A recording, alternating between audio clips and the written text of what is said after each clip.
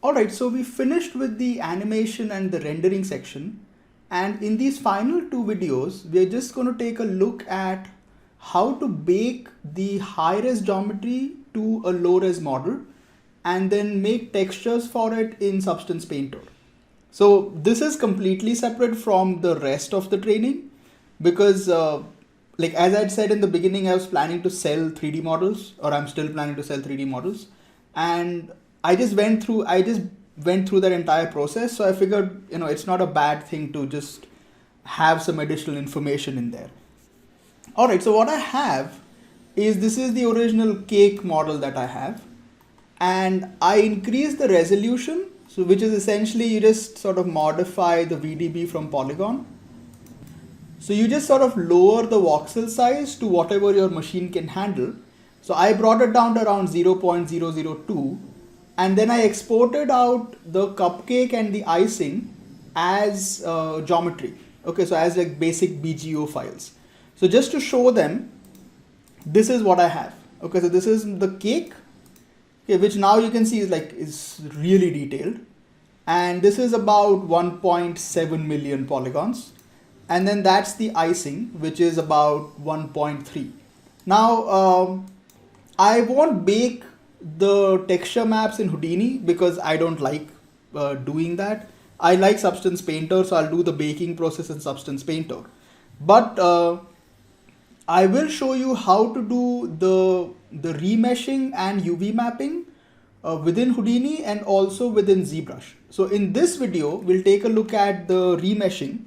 And in the next video, we'll take a look at how to bake and paint textures. Okay, so just to get started, you have a couple of options here. Okay, like one is you can try to do a poly reduce and then bring it down to, a geometry level that you want. Okay, now this will take a little bit of time to calculate because it has it's a lot of polygons, so it needs some time to calculate it. And then you have a bunch of options here. So we can set percentage of input points, or you can fix it to an output polygon count. And then I can just let's keep it to that. And let's say I want about 10,000 polygons, which is not good for gaming, but it's good enough for, general purpose work. Yeah, so there you go. So this is 1,000 polygons, which is extremely low. And let's also do one thing. I'm going to delete the color data. Okay, I don't need this because I'm going to repaint the textures in Substance Painter, so I don't need the color right now. Okay, let's do one thing. Let's get the number to about 10,000. It takes about 20 seconds to calculate, like the first time around. But there you go. So you can have about 10,000 polygons. And what you also want to do is you want to give it normals and just sort of smoothen it out. Okay, so I can just take this. I can keep it to, let's keep it to by vertex angle, and we'll make it about 90 degrees, or actually even more. I don't want any, you don't want any hard edges because they will show up in rendering. So just make sure that the whole thing becomes soft like that. If you're having some artifacts, you can use a fuse to repair those artifacts. Or you can also use yeah, there you go. See, so it sort of takes care of some of the stuff. Just increase it till everything kind of, is a little bit better. So you can do this, which isn't a problem, in a way.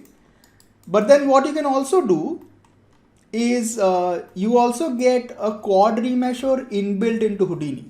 So there are two options. One of them is paid, so you need to buy that. I haven't bought it, so I can't show you that one, which is the Exoside quad remesher. But there's another one called instant meshes. So if you press tab and take instant meshes, yeah, so you'll get something called instant meshes. This is part of the game dev toolkit, or as it's now called, Side Effects Labs. So make sure that you install that first. And we can just plug this in here and it will immediately try to sort of remesh the whole thing. Again, depending upon how heavy the scene is or how heavy your geometry is, it could take a while. Yeah, so there you go. So it sort of remeshes it. It's not great, but it does an okay enough job. And we can try to bring it up to say about 10,000, give it some time to recalculate again. I think it takes about 20-25 seconds to recalculate. Yeah, so there you go. So you get an okay enough result with this. What you can do if you want to go a little faster is you can do a poly reduce, and let's get this poly reduce up to about say 60,000. Yeah, and then we can try to plug this into the quad remesh. Okay, so this data then goes into the quad remesh. So it will be a little bit faster, okay, overall.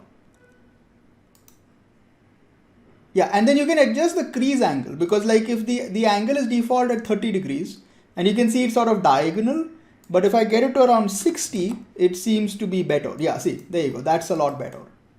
Okay. So it's not great, but it's good enough for, what we want at the moment.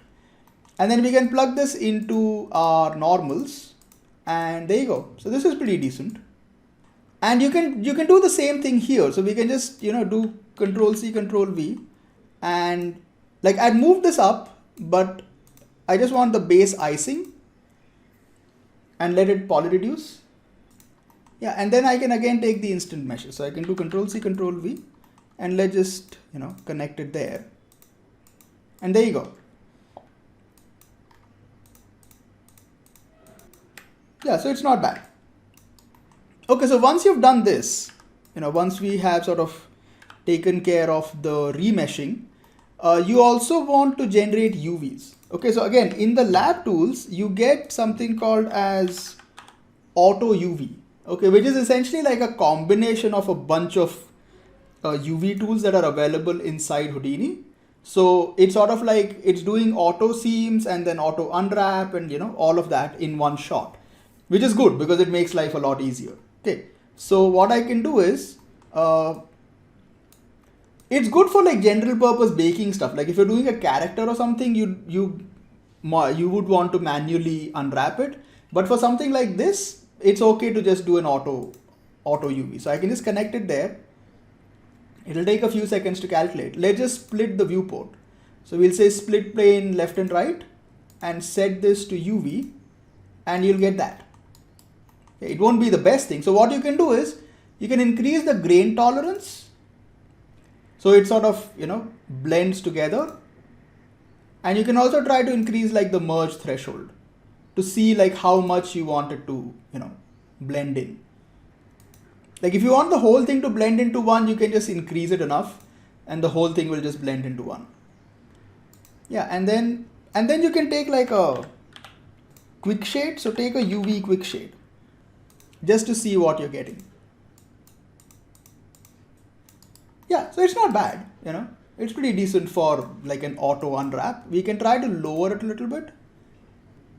Yeah, there you go. And then we can try the same thing here. So I can just take this and let's do Control C, Control V. And yeah, there you go. Okay, this is, I think it has a few overlaps. We can try to adjust it later. What I can do is I can get the merge threshold down to about 0.15, which should give you like fairly small islands, because otherwise you tend to get overlapping. So it'll take a few seconds, but there you go. You'll get something like this. Or another option is that you can take a standard UV unwrap, which just does like a box-like projection. So you'll end up getting something like this. Okay, and you can try to do like 8. So it's really sort of broken up, and adjust the spacing. And then after that, you can take a UV layout. So that will sort of, just pack the whole thing into sort of large enough pieces. So this is how you can sort of unwrap both the, the cupcake and the icing. Now, this is how you do it in Houdini. So let's do one thing. Let's also do the same thing in ZBrush. So if you have access to ZBrush, ZBrush has a very nice quad remesher. So you can always sort of, use that and see how that works. So let me just turn on ZBrush.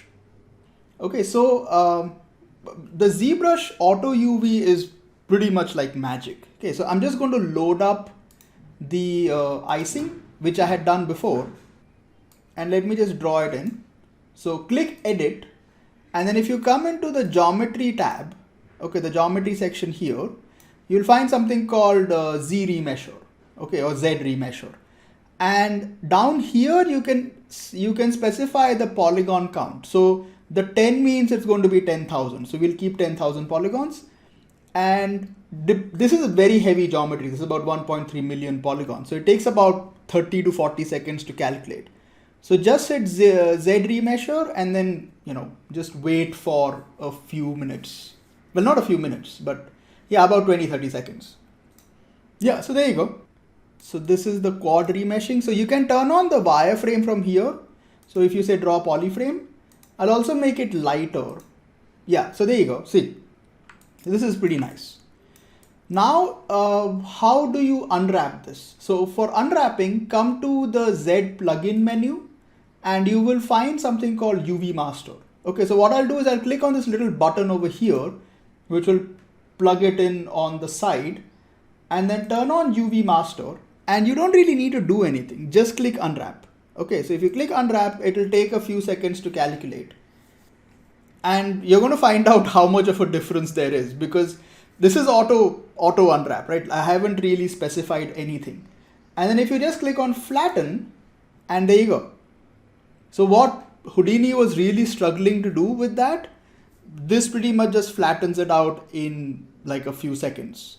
And once you're done, you can just say unflatten and then export this back out as OBJ. So just click export and then we can just say icing underscore remesh and just hit save. And then we can do the same thing for, we can do the same thing for the cupcake. So let me just import that. Okay, so I'll turn off the edit and I'll do Control Z, so that will go away. And we'll do import and pick up the cupcake. It wouldn't be a bad idea to just do a basic poly reduce in Houdini to add like 50-60,000 polygons and then export that. It will be a lot faster to sort of remesh it. But yeah, we can just bring this in and yeah, let's turn off the polyframe. That's why it was looking so dark. And then again, we can just come to Z remesher and remesh this. So again, I'll just pause the video. Okay, so there you go. So this is, the whole thing at 10,000 polygons. And again, you can see it picks up, like it maintains a lot of the details, okay, that you otherwise weren't getting. And then let's just unwrap this as well. So I'll just click unwrap and yeah, so let me just check out the flatten and there you go. It just sort of flattens it. Now, one thing you can do is if you want to make a certain area safe, okay, you can say enable control painting and then you have this thing called protect. So if I say I want to protect the top, okay, so this area should not have a seam in it. Okay, so I can protect this area and then I can click unwrap. So what that does is it makes sure that this area will remain, intact. See, so it will unwrap it this way. Okay, which is perfectly fine. And you can unflatten this and we can just, again, export this as cupcake remesh. Yeah, and that's pretty much it. So let me just come back to Houdini and we'll just import those two files. So cupcake remesh, and I think the cupcake has like an additional piece of geometry over here. See, so if you zoom in, you can see like there's a little bit of additional geometry. Now, what you can do if you want to get rid of something like that is you try to build groups based on connectivity. So click on connectivity and it will build up a primitive group based on, geometry connectivity. And then I can just take a partition and I can say, I'll just call it P, backtick at class, because the attribute it created was called class. Okay. And this should give me, like, see, you have two separate groups. So one has 11,000 and another one has 327. Okay. So what I can do is I can just take a delete and I can delete the smaller one. Okay, so I can come in here and I can say delete P1. See, so that gets rid of the smaller stuff. We can also take a group delete and get rid of everything. So I can take a delete and take a group delete and just delete, all the groups that we have. So just type in star. Okay, so if you have any problems like that, you can adjust it. Okay, and then I can take the icing remesh. Yeah, and this seems perfectly okay. Okay, let's do one thing. Let's just check this. Let's just see if it has additional geometry, we'll find it. So if I come in here to partition, yeah, we do have additional geometry. So we have P1 and P2. So let's get rid of those two as well. Okay, so I'll just take a delete here. Like I'll take both of these and we'll get rid of P1 and P2. Okay. Okay, so this is perfect. And then if you want to check these, we can do a quick shade and check these. So you can do a UV quick shade. And there you go. See. So what you were getting, internally, ZBrush does a much better job. Okay, and that's the cupcake. Okay, so our two files are done. I'll just press L to sort of organize everything. Okay, and then in the next lesson, we will just take a look at how to paint textures for it in Substance Painter. So we'll also, firstly, we'll do the baking. So we'll take the high res and bake down the details to the low res, and then we will paint the textures for it.